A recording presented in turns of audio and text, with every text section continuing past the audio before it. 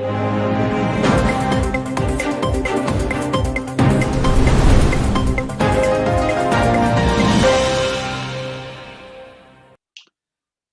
and welcome back to DH's Political Theatre, Deccan Herald's special coverage on the counting day. So I'm Ahmed Shariff, and joining me is the Deputy Editor of Deccan Herald, Mr. BS Arun, and also now we are joined by all our correspondents from West Bengal, Assam, Kerala, and Tamil Nadu. Somudas from West Bengal, ETB Sivapriyan from Tamil Nadu, Arjun Raghunath from Kerala, and Sumir Karmakar from Assam. So now we'll be looking at how the trends have taken place since morning, and we'll be looking at all these states that have gone to the elections now. First, let's move to West Bengal. Shomu, the clock is gonna strike 12 in another hour, and we already see that Mamata Banerjee is trailing in Nandigram. So what is the situation in Bengal? Can you apprise us of that? As of now, the latest trends are concerned. The Trinamool Congress is leading in 181 seats, and the BJP is leading in 90 seats. And the Left Congress ISF, combo called the Sangyukt Morcha, that is leading in 1 seat. Others are leading in 4 seats. And it has been sort of a mixed bag for the TMC, mainly because it is leading in 181 seats. And the negative part for TMC will be that the party supremo Mamata Banerjee is trailing in Nandigram for consecutive 3 rounds. But the problem with this, the issue here will be that as of now, the countings are going on in the Hindu majority area of Nandigram. And but the tables can turn there when the counting starts for the Muslim majority booths of the constituency. So as of now, Shubhendu has an advantage in Nandigram, but seat-wise, as far as the initial trends are concerned, it seems that the results are not up to the mark as good as BJP expected. Shomu, can you tell us how many rounds have completed in Nandigram and how many more rounds are to go? Sir, 3 rounds have been completed in Nandigram, and 13 more rounds will be there, in total 16. And Shubhendu is currently leading in with 8,206 votes, and 14 more rounds are to go. Okay, I think this is okay. It may be an indication, but certainly not. Because we have so many rounds to go, and so many votes to be counted. I think it's too early to jump to any conclusion as far as Nandigram is concerned. Yes. At the same time, Shomu, can you throw light on the overall picture of West Bengal right now? Overall picture, sir, as I said earlier, the TMC is leading in 189 seats, and the BJP in 87. The Sangyukt Morcha 1, and others are leading in 3 seats. But as I said that these are the early trends. But apart from Mamata Banerjee, the other heavyweight TMC candidates such as Urban Development Minister Firhad Hakim, Education Minister Partho Chatterjee, these people are leading with a handsome margin as of now, especially Firhad, who has Firhad Hakim, who has been leading from the Kolkata Port constituency, a minority-dominated one, with a handsome margin since round 1. Okay, so we may be heading to a situation where TMC might even retain what they gained last time, 5 years ago, 211 seats. Is it a possibility, Sean?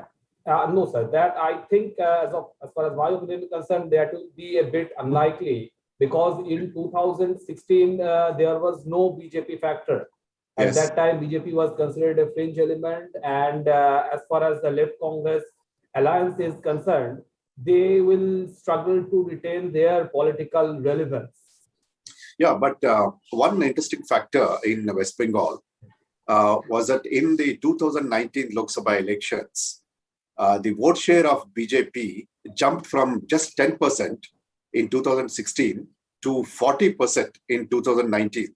That was a very, very substantial gain. And going by that, everyone thought BJP is going to do very well.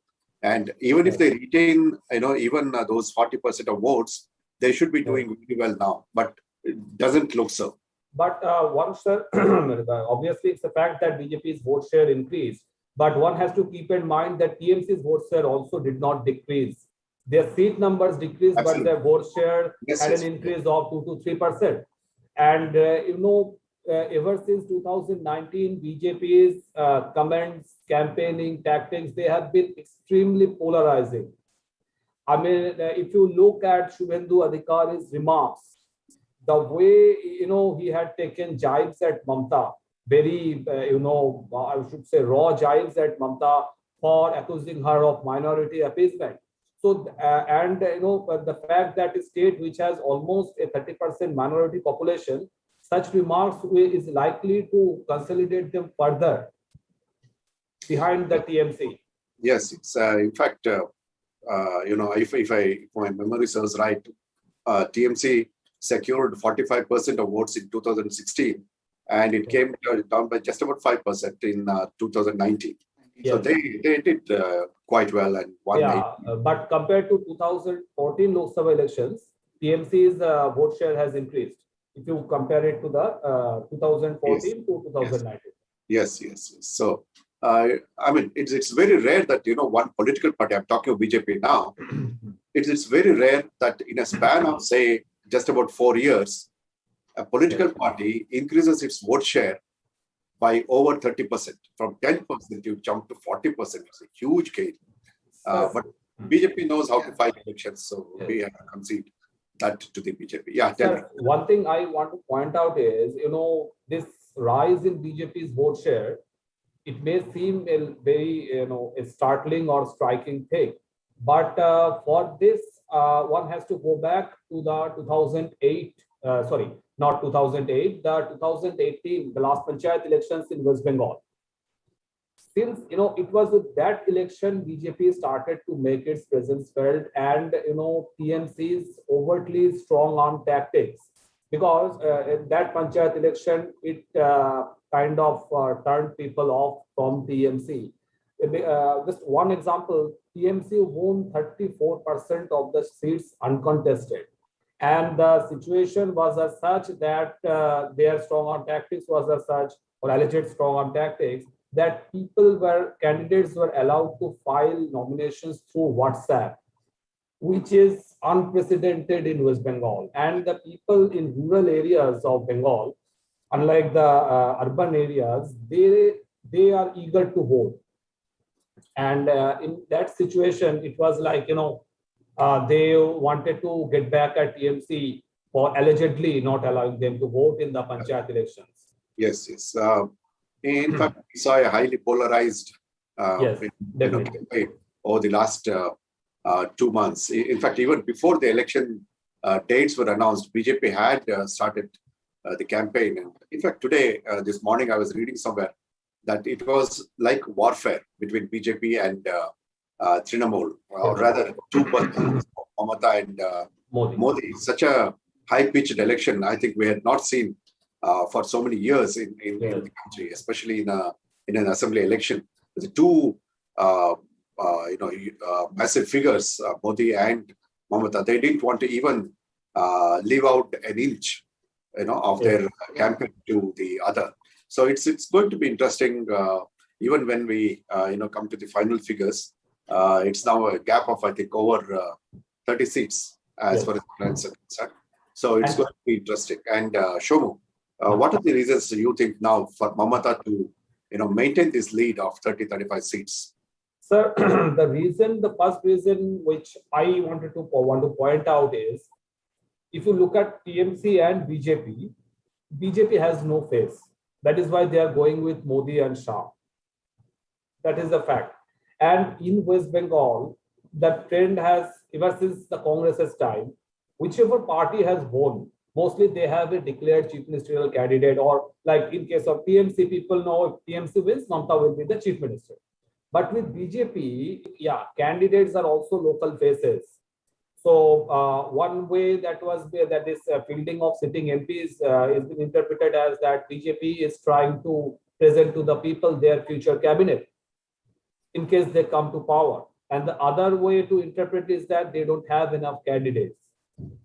Because Babul, if you take Babul Supriyo, that guy is an Union minister. He has a very strong organizational presence in Assam.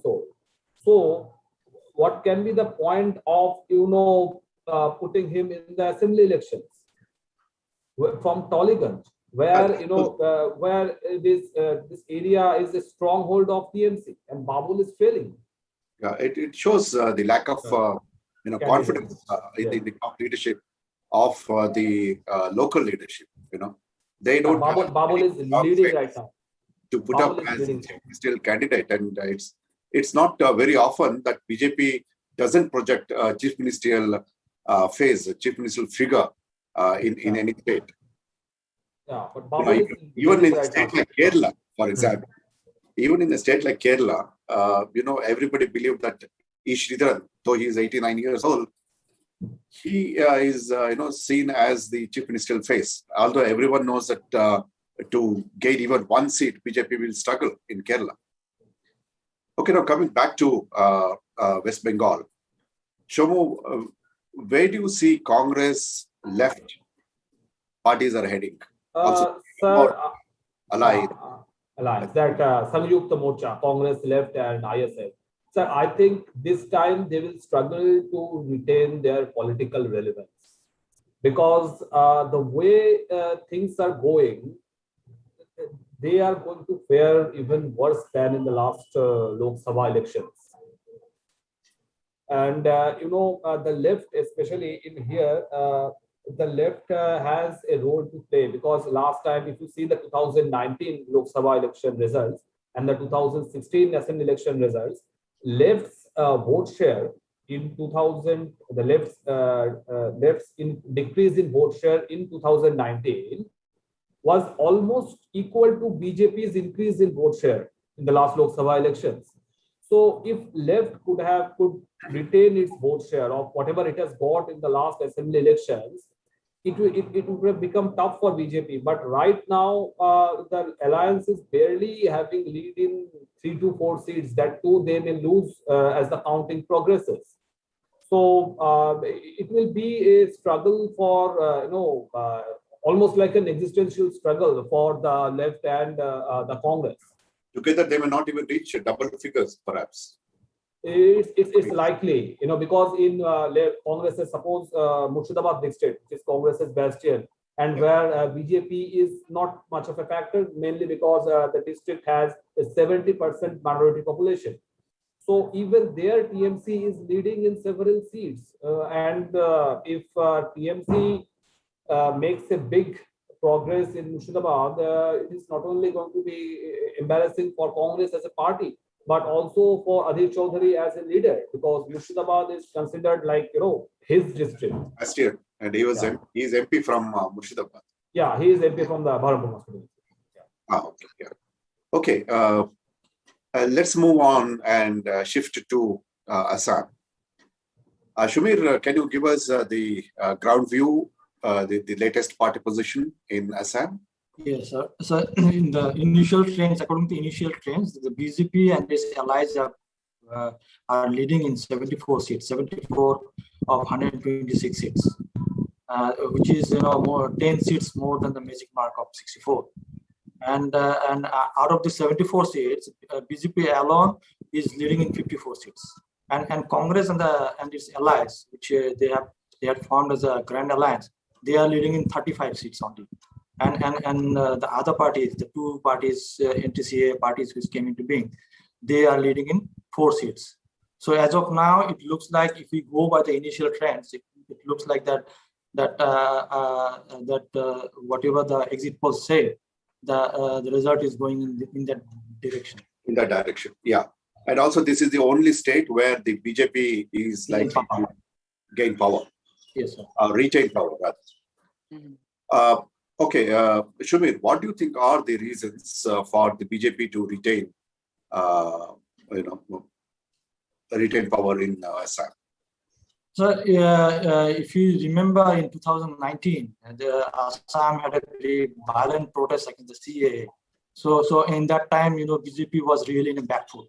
But since then, the kind of damage control measures BJP have taken, that probably has, convinced the voters that the CA will, voters, particularly the Assamese voters, those who are angry with the CA, that perhaps has these damage control measures, perhaps has convinced them that the CA will not impact their identity, which they have been fearing. Because the what BJP did since 2019 is that, they have given some autonomous, they have formed some autonomous council for the small tribal communities, local community, indigenous communities. Say, for example, the Kost Rajbangshi community, they have a sizable population. So this community, they feared that the CA will impact their identity. So what BJP did initially, the center decided that the CA will not be implemented in the region where there are autonomous councils under the 6th schedule of the Constitution, particularly for the tribal communities.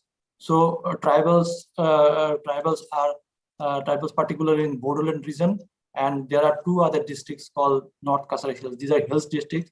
There also we have this autonomous council. So CA will not be implemented in those areas. So in that way, BJP tried to convince the tribals first, and then later another interesting thing BJP did, they made the Assamese language compulsory in the schools till class 10.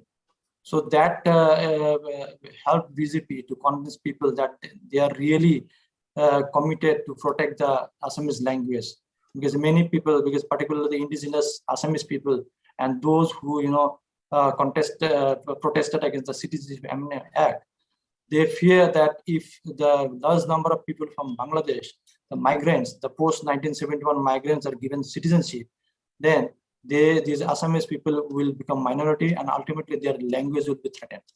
So these are the things, and on the development front, BJP did some interesting, they implemented some interesting schemes like cash transfer scheme. They implemented one scheme in November last year, under which the government started giving 830 rupees to the bank accounts of 22 lakh families. So that scheme perhaps has gone in favor of BJP. Again, they have targeted the tea garden communities. Okay. Shoma, we are going to discuss. Shumir, we are going to discuss these 2 states again in our next session. Let's go to Shiva for the latest in Tamil Nadu. Shiva, unmute yourself, Shiva. Yeah, Ahmed, sir, for the first time at 11:18, the EC is saying that the DMK alliance has crossed, according to the trends, has crossed the magic number of 118. The figures that I have is 121 for the DMK plus, and the AIDMK is behind about another 20-25 seats.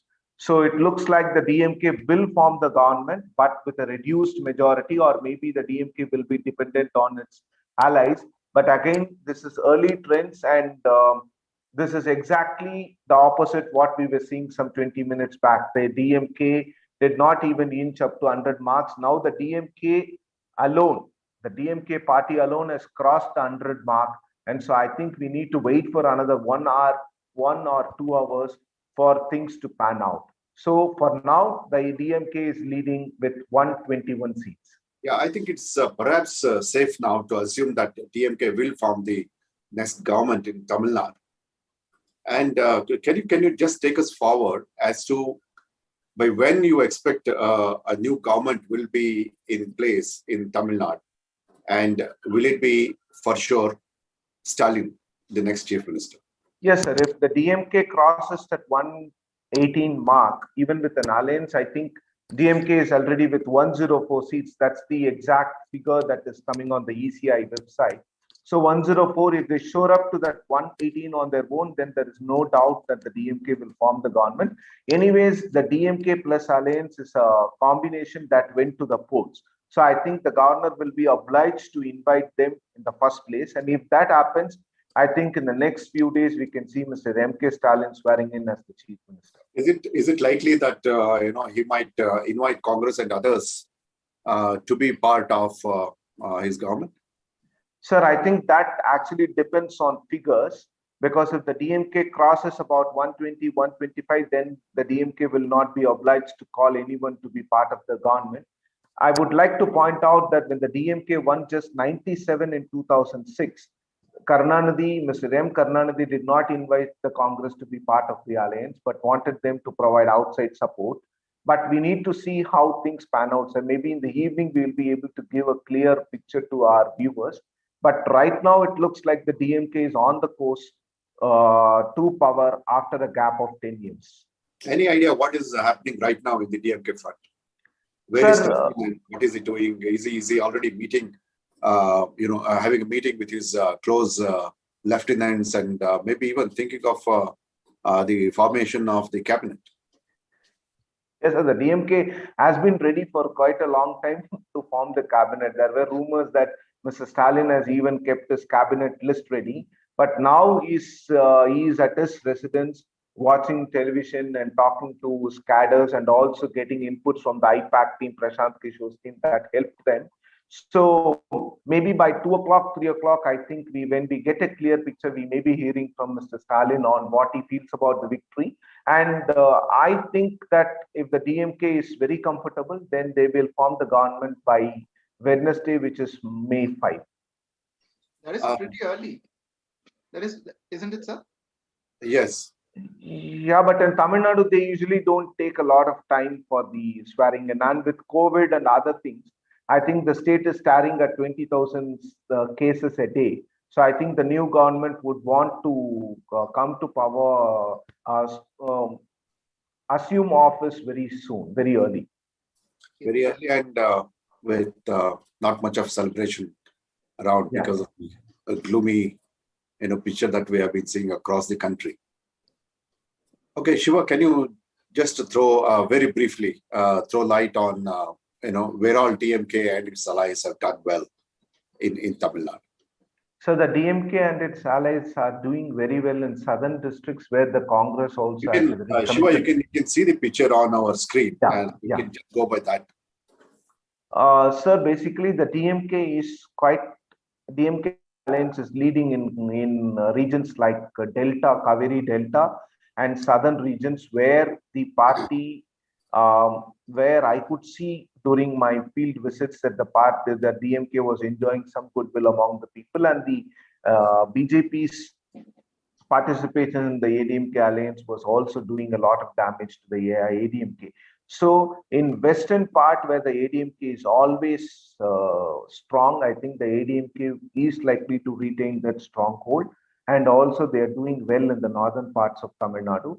In Chennai, particularly, the ADMK is faring very, very badly. And I think only one seat they are leading. Even their minister, Mr. Jayakumar, the only minister from Chennai, he is also trailing in Rayapuram.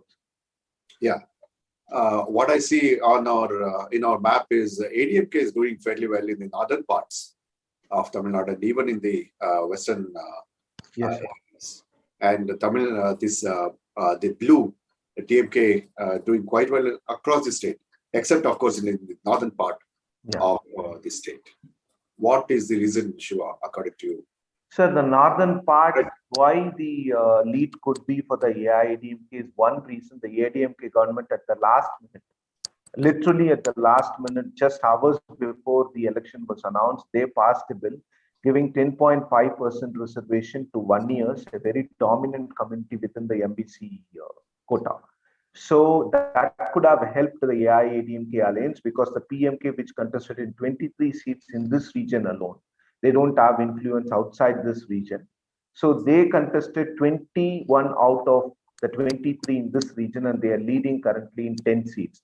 So that 10.5% reservation could have worked in favor of the ADMK, PMK votes transferring to ADMK. I think that is the reason. Okay, fine. Okay, let's move to Kerala. Arjun, what is the right now the ground situation, and just take us through. Yeah. So actually, now the counting of EVMs have started, and the LDF is at a very comfortable position now with 92 out of the 140 seats. Last time they got only 91. Now they are leading in 92, and UDF in 45 and NDA in 3 seats only. So the trends indicate that there is going to be a, LDF will retain power in Kerala, and that will be a historic moment, actually, because it's after 40 years that if same friend is continuing in power and the same coalition altogether.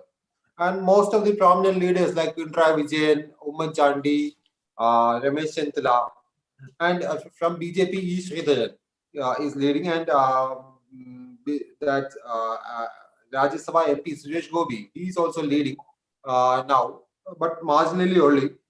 One interesting fact is that Jose K. Mani, former Rajya Sabha MP and son of K. M. Mani, is Kerala Congress AM. They have recently switched over to the LDF, and the LDF was expecting that it will help in getting Christian vote banks. But now what we are seeing is that Jose K. Mani is trailing by around 10,000 votes. And Mani C. Kapan, he is now with the UDF, he is now leading there. That is the general trend. So, as of now, it's LDF is in a very comfortable position in Kerala. Yes, I think there are many factors responsible for this, for Vijayan to consolidate his position among different vote banks, especially the Christian community, I must say, in south and central parts of Kerala. And I think the reservation that he gave, I think, must have done wonders for his party and for his front. What are the other reasons, Arjun, according to you, for regarding this Christian community? He even appointed a committee to look into the issues. He has been trying to maintain a good rapport with the Christian community. That is one thing, and another crucial factor is the minority, especially in North Kerala. In that aspect, also, we could see that during the campaign he was strongly attacking Sangh Parivar, especially Amit Shah, and he was projecting that Congress and BJP are both sides, two sides of same coin. So he was unleashing such a campaign, and that seems to have helped in getting the support of the minority community also. And all across the state, because I have traveled from Kasaragod to Trivandrum.